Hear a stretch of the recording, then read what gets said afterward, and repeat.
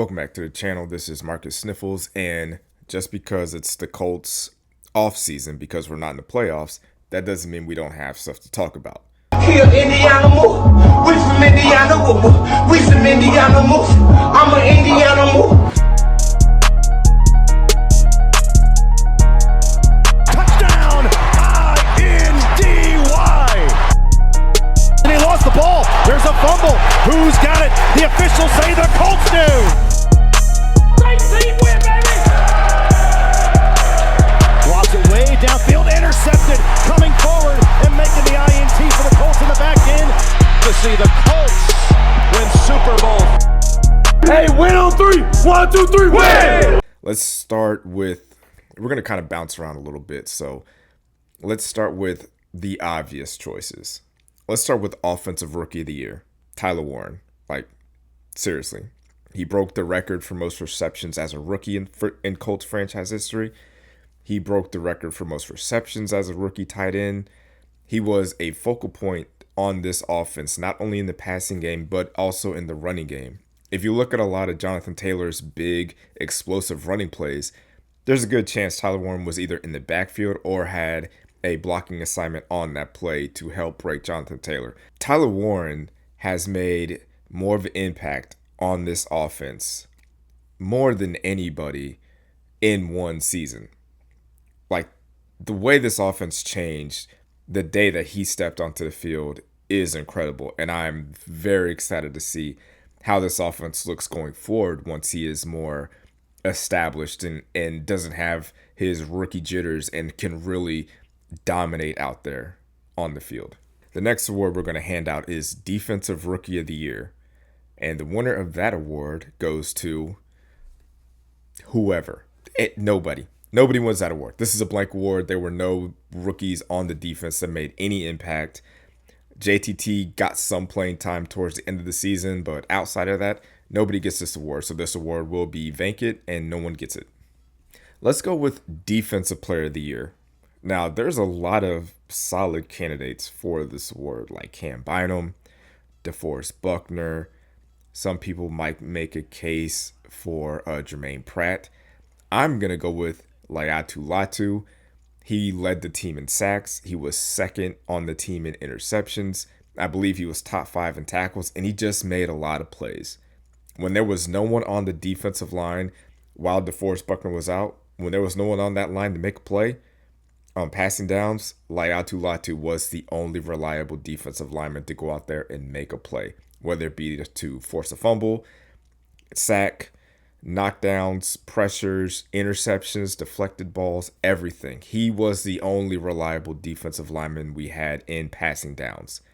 And for him to be top 5 in sacks, tackles, and interceptions, like, he was just an incredible playmaker, and Lou Anarumo got the best out of him as far as what all he could do and his versatility out there on the defensive side of the ball.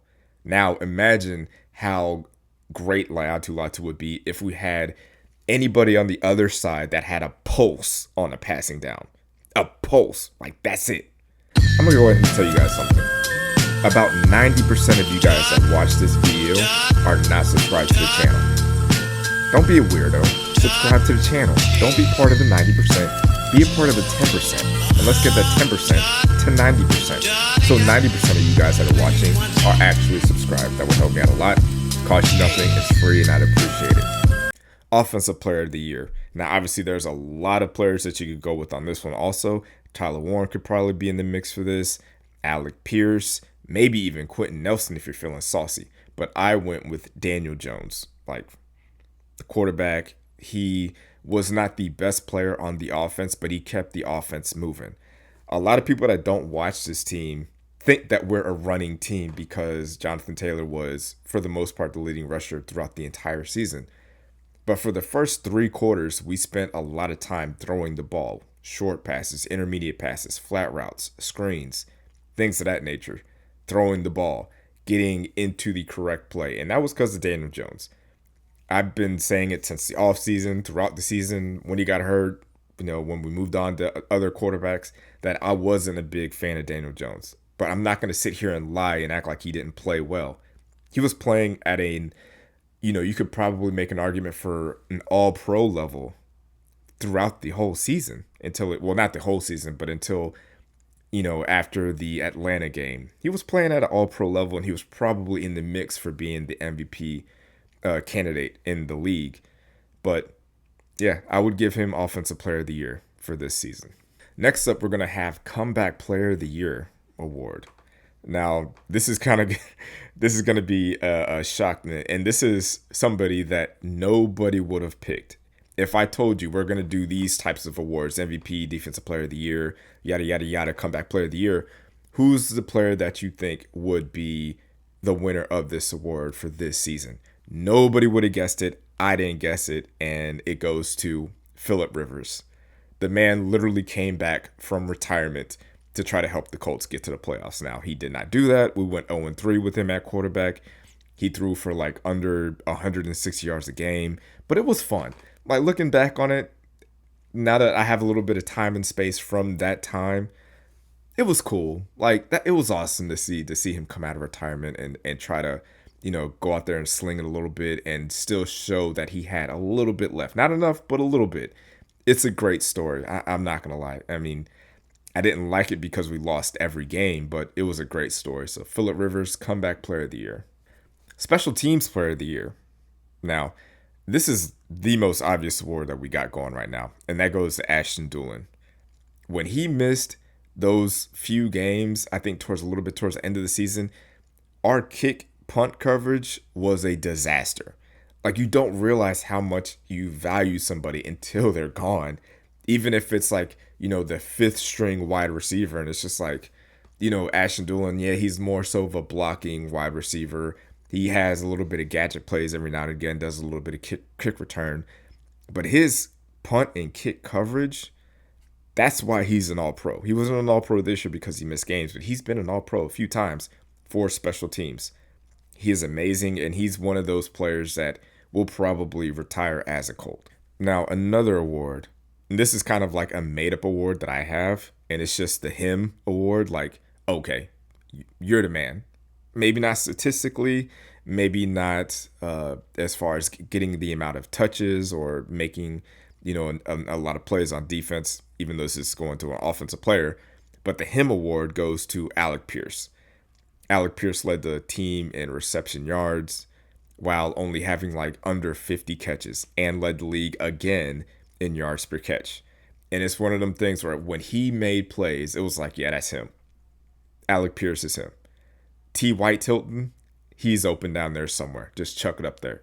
Anybody, chuck it up there, and he's going to make a play. And he did that. So hopefully Alec Pierce will be wearing the horseshoe next year so he can maybe defend his crown or maybe win Offensive Player of the Year. Most Improved Player. Now, this was a little bit tough to figure out, but I went ahead and gave it to two people, Mekhi Blackmon and Cam Mitchell. Now, they did not play that great at the beginning of the season, but they were kind of thrust into a position where they weren't really prepared for, or they weren't brought here to be in that position. Like Mekhi Blackmon and Cam Mitchell were brought here to be quarterbacks 3, 4, and 5. But with Charvarius Ward getting hurt, Kenny Moore being a little bit older getting hurt, Justin Wally getting hurt in the preseason, Sauce Gardner getting hurt, those two guys had to be placed at the 1 and 2. They were playing they were quarterbacks 1 and 2 for the majority of the season, and there were some bumps in the road. They didn't play great the entire season, but if you look at how they played their first few games compared to the last few games, they played a lot better, especially Cam Mitchell and especially Mekhi Blackmon. They seem to be built like the cornerbacks that Lou Anarumo wants. They may be a little bit undersized, but they are fast, explosive. And Cam Mitchell, he has great hands as a defensive back. Great hands. So I expect to see a lot more of them next year. Even if Charvarius Ward retires, with Justin Wally, Mekhi Blackmon, Cam Mitchell, and then Sauce Gardner, that's a nice little foursome in the cornerback room. So Mekhi Blackmon, Cam Mitchell, Most Improved Players. Coach of the Year. This was I don't know. I feel like I keep saying these were easy awards to give out, but they were. Like, it's pretty clear which coach brought up his side of the ball or position room up a level, and that's Coach Sperano with the offensive line. Our offensive line has been dominant ever since he got here. From Bernard Ryman to Quentin Nelson to Bordolini to Gonzalez, Braden Smith, and then Jalen Travis coming in later. Dalton Tucker got a little bit of playing time, and he's improved. Danny Pinter, like it seems like as long as we have Tony Sperano and Quentin Nelson, that offensive line is just going to continue to improve. The fact that we didn't miss a beat after losing Ryan Kelly, who's a Pro Bowler, Will Fries, who was on his way to being an All-Pro, we lost two guys in the interior and really didn't lose a beat. Jonathan Taylor was still dominant. We still didn't give up a lot of sacks. We still didn't give up a lot of pressures. Yes, the players have to go out there and play and execute, but coaching also matters too. And shout out to Tony Sperano. I hope he never leaves this team. Now, there are some positives, obviously, with this team, but with the positives, we also have to talk about the negatives, and we're going to go with our duds for the season. Now, there were a lot of candidates for this award, but I feel like we can give it can go between two players. Not even two players. It can go between one player and a position group. The first dud is Zaire Franklin. With the amount of tackles that he missed this year, his inability to cause turnovers, and the fact that I don't mind people talking. I don't mind athletes talking. Obviously, I am talking right now. I don't care that athletes have a podcast. Go ahead and do as many podcasts as you want. But when you're not performing on the field and then off the field to do a lot of talking, it just doesn't look good. Like Josh Downs has a podcast and nobody hears about it and nobody cares about it because when Josh Downs is on the field, he produces. He catches the ball. He gets in the end zone. He gets yards after the catch. He's a very vital part of our offense. Whereas with Zaire Franklin, in Lou Anarumo's scheme at least, he just doesn't look good, especially in pass coverage. It looks terrible. Our other dud can go to the pass rush. Outside of Latu, there was nobody else out there that could get a pass rush. Nobody. Nobody could get pressure. Nobody was getting sacks. It was just a bad look. Quarterbacks had all day to throw, and that is because we could not get a pass rush unless Lou Anarumo brought like 4, 5, 6 extra players. It was bad. It was a dud. Sorry. The MVP of the team, and we've been talking a little while, and I've listed off a lot of players, and I haven't named one specific player, and I'm sure you guys know who I'm talking about. This was in a landslide, unanimous decision, Jonathan Taylor. Obviously, in the NFL, the MVP normally goes to the quarterback, but for the Colts, the MVP of this team was Jonathan Taylor. When Jonathan Taylor was productive, getting in the end zone and rushing for over, I believe, 90 yards, we were winning football games. Like, we were a way better team when Jonathan Taylor was producing. When he was getting, there was a benchmark of carries that he would get, and then we would win. Whereas if Daniel Jones would throw a certain amount of passes over that, we would play a little bit worse. So this team, even though we are a passing team statistically and philosophically, when Jonathan Taylor is being Jonathan Taylor, this is how we win games. So he is the MVP of this team. And the last two awards are the best player of the season and the worst player of the season. And when I say "and" because they're both the same play. And if you're a Colts fan, I feel like you know it and I know it. We know what play that I'm talking about. A.D. Mitchell against the Rams when he made that amazing catch, spun out of it, ran to the end zone. One of the best catches, one of the best runs after catch that we've had probably in 2 years. And there's not a lot of players on the current roster that could have made that play. That was the best play of the season. And then he tried to stick the ball out to either try to celebrate or to just get the ball over or whatever. And then he fumbled the ball out of the end zone. The worst play. Absolute worst play. The fact that A.D. Mitchell was able to do that, to make that play, and then fumble it away and eventually get traded 3 weeks later. That was the best and worst play of the Colts season. You made it this far. If you have not liked the video at this point, what are you waiting for? Just like the video. Hit the like button right now. I'm talking to you. Make sure you like the video and subscribe and drop a comment. All that stuff. This is a threat. Not a threat, a warning. But it could be a threat. Just do it. Now, before we end this video, we're going to talk about something that's pretty embarrassing for the NFL. Bill Belichick is not going to be a first ballot Hall of Famer.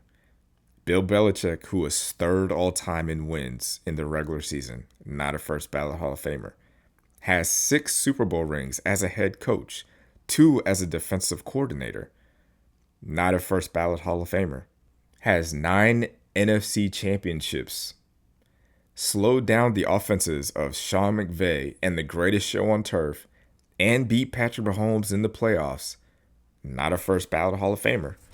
He has 20 coaches that were under him that became head coaches. Notably, we're talking about Nick Saban, Romeo Crennel, Eric Mangini, Bill O'Brien, Jared Mayo, Josh McDaniels. And he also has 3 players that also went on to be head coaches that played for him, highlighting Mike Vrabel, who is in the Super Bowl now as a head coach for the New England Patriots. And they're trying to make these, excuses as to why Bill Belichick didn't make it in on the first ballot. If you want to say that, it's because of his cheating scandal with Spygate, I'll give you that. But don't make it seem like we didn't vote for him because we were voting for other players or other coaches or other executives or anything like that. Just come out there and say that he cheated and he doesn't deserve to be a first ballot Hall of Famer. If you say that, I'm fine with that.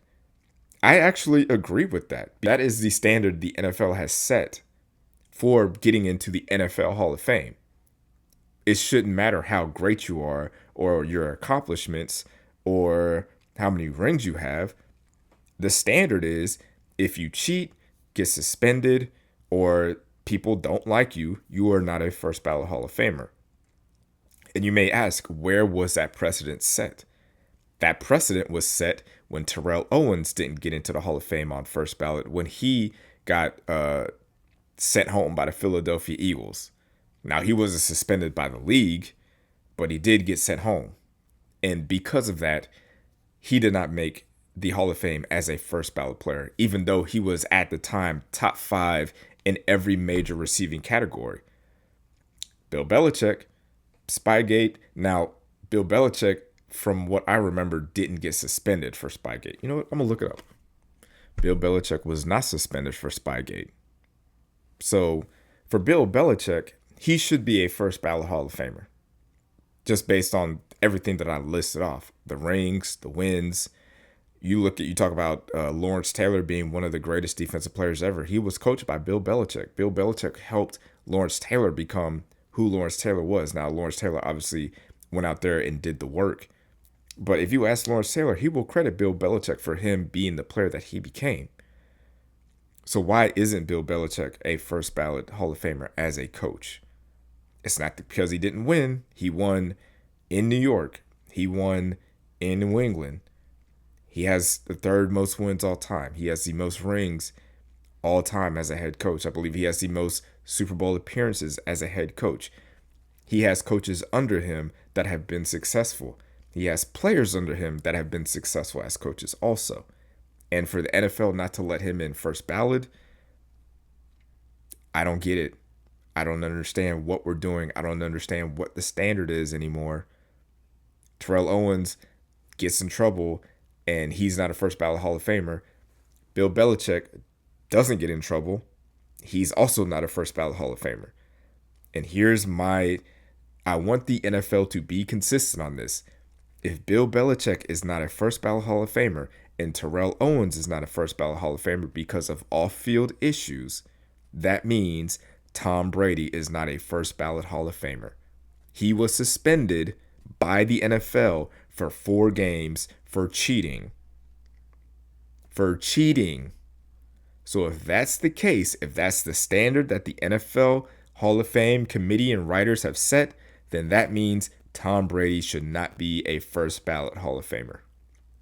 But let me know what you guys think about it in the comments. Every Monday we drop Colts videos, Monday at 7 in the morning. Sometimes we drop them on Thursdays, but we're still working on the schedule on if we want to do 2 a week. But either way, make sure you guys subscribe so you don't miss anything. Like the video, drop a comment. I'll see you on the next one. Go Colts.